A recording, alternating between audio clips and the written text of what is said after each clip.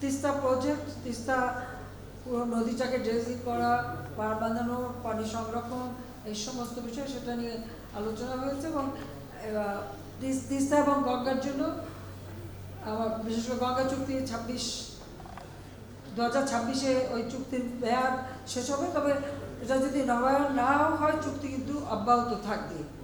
তবে এখানে যেহেতু চুক্তির মেয়াদটা শেষ হবে, 30 বছর মেয়াদি চুক্তি আমরা করেছিলাম, তো এটা প্রধানমন্ত্রী নরেন্দ্র মোদী বলেছেন এবং আমরা এটা হচ্ছে যে একটা টেকনিক্যাল গ্রুপ করা হবে। যে এটা যেটা মমতা ব্যানার্জি বলেছেন, হ্যাঁ ওটা ওনার খুব ওনার সঙ্গে আলোচনা করেনি, উনি তো ছিলেন না দিল্লিতে, আমি নিজেই তো যোগাযোগ করার চেষ্টা করছি, তখন ছিল না, তাকে নিশ্চয়ই ওনাকে নিয়ে আমরা আলোচনা করতাম, আমি করতাম।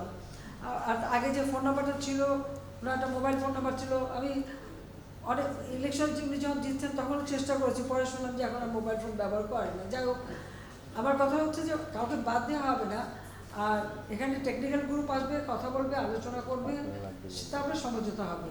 আর মমতা ব্যানার্জির যে চিঠি সেটা তো উনি লিখেছেন ওনার দেশের প্রধানমন্ত্রীকে, এটা তো তাদের আভ্যন্তরীণ ব্যাপার, এখানে আমার তো কিছু বলার নেই, এটা সম্পূর্ণ ভারতের আভ্যন্তরীণ ব্যাপার।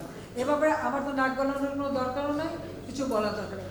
আমার সাথে সকলের সম্পর্ক ভালো, মমতা ব্যানার্জির সম্পর্কও খুব ভালো, আবার প্রাইম মিনিস্টার নরেন্দ্র মোদী তাদের সঙ্গে সম্পর্ক ভালো, অন্যান্য সব দলের সঙ্গে আমার সম্পর্ক ভালো। আমি যদি বলতে পারি যে ভারতের প্রত্যেকটা দল মত নির্বিশেষে সকলের সঙ্গে আমার একটা সুসম্পর্ক আছে। আর তিস্তা আমাদের তিস্তা প্রজেক্টটা, এটা তিস্তা প্রজেক্ট কিন্তু আজকের না, আমার মনে হয় সেই যুক্তফ্রন্টের যে 21 দফা সেখানেও ওদের দেওয়া ছিল, এবং আমাদের আওয়ামী লীগের বিভিন্ন এসে কিন্তু এইটা ছিল যে তিস্তা প্রজেক্ট করতে হবে। তো সেই তিস্তা প্রজেক্টটা এবার করার জন্য ভারত সহযোগিতা করবে এবং আমাদের যৌথ কমিটি হবে, এবং সেটাকে কীভাবে তিস্তা, এটা খালি পানির ভাগাভাগি বিষয়টা না, শুধু গোটা তিস্তা নদীটাকেই পুনর্জীবিত করে আমরা ওই উত্তরাঞ্চলে সেচের ব্যবস্থা করা, অধিক ফসল যাতে হয়, নেভিগেশনের ব্যবস্থা করা, সেটাই এটাই আমাদের সিদ্ধান্ত। আর গঙ্গা পানির যে চুক্তিটা, এটা আবার নবায়ন করার জন্য আলোচনা হবে, টেকনিক্যাল গ্রুপ আসবে, দেখবে, তারপর এটা হবে। তো এখানে মমতা ব্যানার্জি একটা কথা বলছেন, আমি এটা সমর্থন করি, সেটা আসলে তাদের তো নদীগুলি ড্রেজিং করা উচিত। ফারাক্কায় সিল্ট জমে যাচ্ছে, অন্যান্য নদীগুলিতে সিল্ট জমে যাচ্ছে, এই ড্রেজিংয়ের কাজটা যদি তারা করতে পারেন, তাহলে ওই তাদের যে পানির অভাবটা, বিশেষ করে পানীয় পানির যে অভাবটা, সেই অভাবটা কিন্তু থাকে না। সেটা তিনি কেন্দ্রকে লিখেছেন, আমার মনে হয় কেন্দ্রের এটা মানে করলে, আসলে নদী ড্রেজিং করলেই কিন্তু অনেক পানির সমস্যার সমাধান হয়। যেমন আমরা শুরু করেছি আমাদের দেশে, আমরা কিন্তু নদী ড্রেজিং করাতে আজকে বন্যা হলেও বন্যার ক্ষতিটা কিন্তু ওই সেরকম আগের তো হয় না, কারণ নদীতে পানির ধারণ ক্ষমতাটা তো বাড়াতে হবে। শুধু তাই না, আমার নির্দেশ হচ্ছে এইভাবে যে নদী যতটুকু নদী ততটুকু, আর কতটুকু ড্রেজিং হবে সেটা হিসেব করে করতে হবে। যে মরফোলজি টেস্ট করা করে, এগুলি করে সমীক্ষা করে তারপর করবে। পাশাপাশি একটা বাফার জোন রাখতে হবে, কারণ আমাদের বর্ষাকালে যে পানিটা বাড়ে, এই পানিটাও যেন ধারণ করতে পারি নদী, তারপর তার একটা জায়গা যেটা বাফার জোন বলে। এরপরে হচ্ছে বাঁধের আগে কিন্তু ওই জায়গাটা থাকতে হবে যে নদীর পানিটা বাড়লে পরে সেই পানিটা যেন ধারণ করা হয়। ওই পানিটা আবার শীতের দিকে যখন কমে যায়, তো ওই জায়গাটা কিন্তু আবার চাষ করা যায়, ওখানে আমরা চাষ করি, ওখানে ফসল হয়, আবার বর্ষার সময় ওই জায়গাটা পানি ভরে যাবে। বাংলাদেশের নদীগুলি ঠিক এইভাবে আমাদের মানে ব্যবস্থা নেওয়া দরকার, তাহলেই কিন্তু আমাদের অনেক সমস্যার সমাধান হবে। কথাগুলি বললাম, এটা কিন্তু আমার কথা না, এটা আমি আমার বাবার মুখে বারবার এই গল্পগুলি শুনতাম, এটা তিনি আমাদের শিখিয়েছেন, তার কাছ থেকেই শোনা।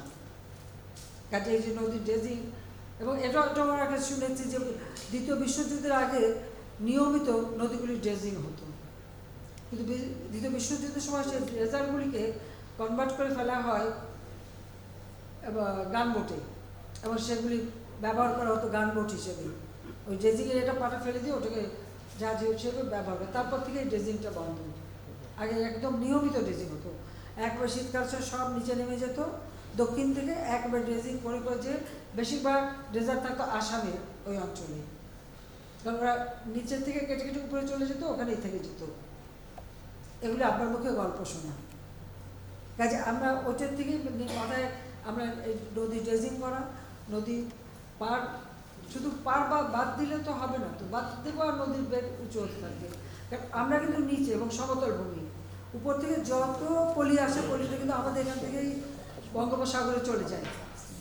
এখন যখন সিলেটে যখনই বন্যা হয়েছে, আমি আগেই সরকারকে সতর্ক করছি, সিলেটে আসামে বন্যা, সাথে সাথে সিলেটে বন্যা, সিলেট বিভাগ আর কি, ওই বন্যার পানি নেমে আমাদের উত্তর অঞ্চল, মধ্য অঞ্চল, এরপর সেটা দক্ষিণ দিয়ে নামবে।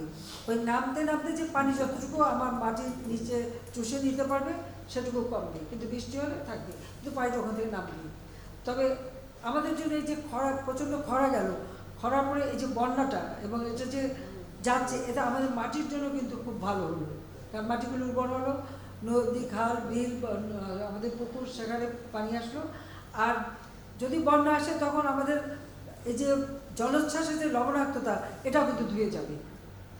ক্ষতিও যেমন আছে, খালি ক্ষতি করে চিন্তা করলাম না, ভালো দিকটাও দেখতে হবে। এরপর যদি আমাদের বন্যা হয়, তাহলে এখন যে লবণাক্তর ফলে আমাদের পুকুর, নদী, জমিতে যে লবণ দেখা দিচ্ছে, এটা কিন্তু ধুয়ে চলে যাবে, যেটা আমাদের ফসল, প্রত্যেক বন্যার পরে কিন্তু ফসল ভালো হয়। এটা কিন্তু সকলের মনে রাখা উচিত, কৃষিবিদ একজন আছেই। এই গেল।